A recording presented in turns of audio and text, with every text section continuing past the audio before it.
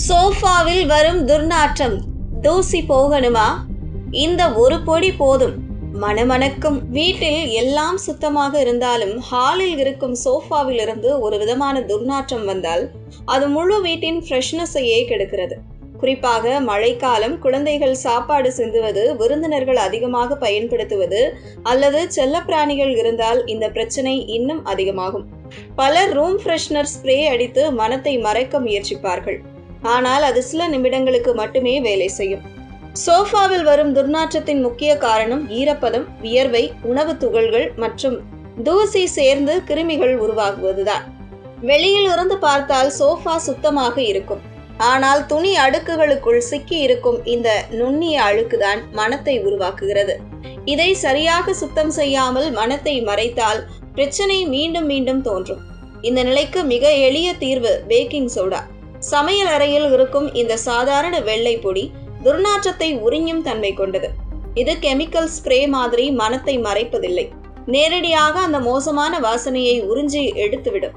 அதனால்தான் பல ஹோட்டல்கள் மற்றும் கிளீனிங் நிறுவனங்களும் இதையே பயன்படுத்துகின்றன. பயன்படுத்தும் முறை மிகவும் சுலபம். முதலில் சோஃபாவை நன்றாக வாக்யூம் கிளீனர் கொண்டு தூசி இல்லாமல் சுத்தம் செய்ய வேண்டும். அதன் பிறகு பேக்கிங் சோடாவை லேசாக முழு சோஃபாவிலும் தூவிவிடுங்கள். குறிப்பாக உட்காரும் இடங்களில் கொஞ்சம் அதிகமாக போடலாம். இதை குறைந்தது அரை மணி நேரம் முதல் 1 மணி நேரம் வரை அப்படியே விட வேண்டும். இந்த நேரத்தில் பேக்கிங் சோடா சோஃபாவின் உள்ளே இருக்கும் ஈரப்பதம் மற்றும் துர்நாற்றத்தை மெதுவாக உறிஞ்சிக் கொள்கிறது. அதன் பிறகு மீண்டும் வாக்யூம் செய்து அந்த பொடியை முழுவதும் அகற்ற வேண்டும். வாக்யூம் இல்லையெனில் மெதுவாக தட்டி தூசி எடுக்கலாம். ஒரே முறை செய்தாலே வித்தியாசம் தெரியும். வாரத்திற்கு ஒரு முறை செய்தால் சோஃபா எப்போதும் புத்துணர்ச்சியாக இருக்கும். மேலும் நல்ல வாசனை வேண்டுமெனில் பேக்கிங் சோடாவுடன் 2 துளி லாவெண்டர் அல்லது எலுமிச்சை எண்ணெய் கலந்து தூவலாம். ஆனால் அதிகமாக திரவம் சேர்க்கக்கூடாது, இல்லையெனில் ஈரப்பதம் பிரச்சனை ஏற்படலாம்.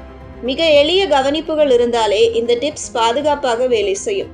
அதிக செலவு செய்து சோஃபா கிளீனிங் சர்வீஸ் அழைக்க வேண்டிய அவசியமில்லை. வீட்டிலேயே இருக்கும் ஒரு சாதாரண பொருள் போதும். இனிமேல் சோஃபாவில் துர்நாற்றம் வந்தால் பதற்றப்படாதீர்கள். கெமிக்கல் ஸ்ப்ரே வாங்க ஓட வேண்டியதும் இல்லை.